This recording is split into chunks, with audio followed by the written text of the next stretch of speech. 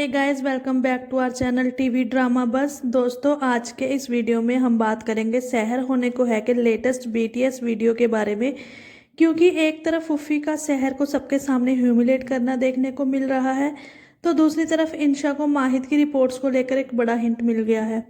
सबसे पहले बात करते हैं फूफी और सहर के इस बीटीएस की। अभी अभी मैंने सहर होने को है कि ये बीटीएस देखा है और ऑनेस्टली इसे देखकर मुझे बिल्कुल भी अच्छा नहीं लगा। इस बीटीएस में फूफी ने समाज के कुछ लोगों को और कपड़े गहने बेचने वाले दुकानदारों को इकट्ठा करके बिठाया हुआ है और सहर का वेट कर रही है। जैसे ही सहर वहां आती है, फूफी सबके सामने उसकी इंसल्ट करना शुरू कर देती है। सबसे पहले वो सहर को उसकी मंगनी की ड्रेस का 1 लाख से भी ज़्यादा रुपए खुद भरने के लिए कहती है। और बात यही नहीं रुकती, फूफी सहर के अब्बू और अम्मी तक चली जाती है और कहती है कि इसका बाप तो जेल में है और अम्मी इसकी कब्र में है। मतलब जिस लड़की की फैमिली सिचुएशन ऑलरेडी इतनी डिफिकल्ट है, उसी चीज को सबके सामने उसकी ह्यूमिलेशन के लिए यूज किया जा रहा है। ऑनेस्टली मुझे ये सब देखकर बहुत बुरा लगा। सहर खुद एक रिप्यूटेड डॉक्टर है, वो एक बड़े हॉस्पिटल में डॉक्टर की जॉब कर रही है। उसके करेक्टर को इतना प्रोग्रेस दिखाने के बाद मेकर्स उसी करेक्टर को इतना रिग्रेसिव राइटिंग में क्यों लेकर जा रहे हैं। मैं ये शो से बिल्कुल एक्सपेक्ट नहीं कर रही थी कि सहर को कभी कपड़ों और गहनों को लेकर इस तरह की बातें सुननी पड़ेगी, और वो भी सबके सामने। I am so disappointed. Seriously, जब से मैंने ये बीटीएस देखा है मुझे तो बहुत बुरा लग रहा है और मैं जेन्युइनली चाहती हूँ कि मेकर्स इस ट्रैक को किसी पॉजिटिव डायरेक्शन में लेकर जाएं।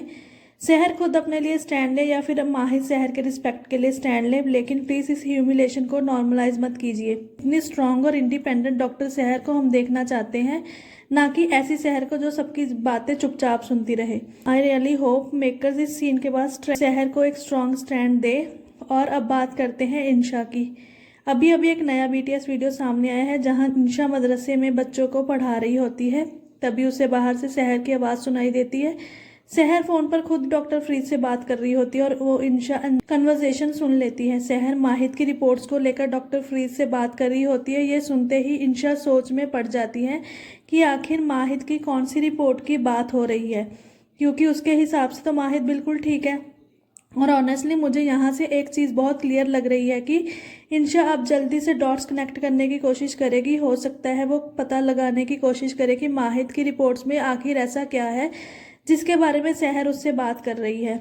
और अगर इंशा को ये सच पता चल गया कि सहर असल में माहिद के साथ ही एंगेजमेंट सिर्फ माहिद को ठीक करने के लिए कर रही है और वो खुद ये रिश्ता नहीं चाहती, तो ये बहुत बड़ा प्रॉब्लम क्रिएट कर सकती है।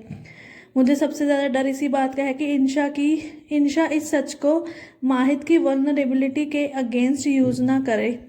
माहिद पहले ही इमोशनली बहुत वल्नरेबल है और अगर उससे ये सच इंशा के थ्रू पता चला तो वो और भी ज़्यादा हर्ट हो सकता है।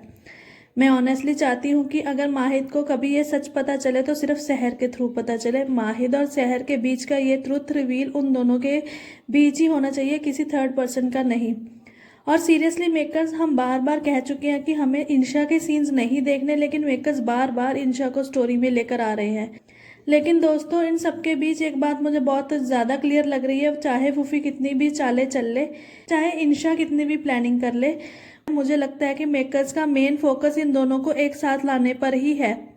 हाँ, बीच में मिसअंडरस्टैंडिंग आ सकती है, माहिद को सहर की सच्चाई का पता चल सकता है, इंशा भी सिचुएशन को कॉम्प्लिकेट कर सकती है, लेकिन मुझे स्ट्रांगली फील होता है कि माहिद और सहर का निकाह होकर ही रहेगा। और अगर माहिद को सहर की असली इंटेंशन का सच पता चलता भी है तो वो हो सकता है कि मेकर्स ये ट्रुथ निकाह के बाद रिवील करे।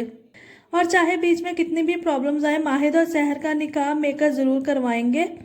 आपको क्या लगता है, क्या इंशा माहिद की रिपोर्ट्स का सच पता लगा लेगी? क्या वो इस सच का यूज माहिद को मैनिपुलेट करने के लिए करेगी? और सबसे इम्पोर्टेंट, क्या माहिद और सहर का निकाह जल्दी होने वाला है? कमेंट करके ज़रूर बताएं। अगर आपको वीडियो पसंद आई हो तो वीडियो को लाइक करें, शेयर करें और टीवी ड्रामा बस को सब्सक्राइब करना बिल्कुल ना भूलें। मिलते हैं नेक्स्ट वीडियो में, तब तक के लिए thank you so much for watching.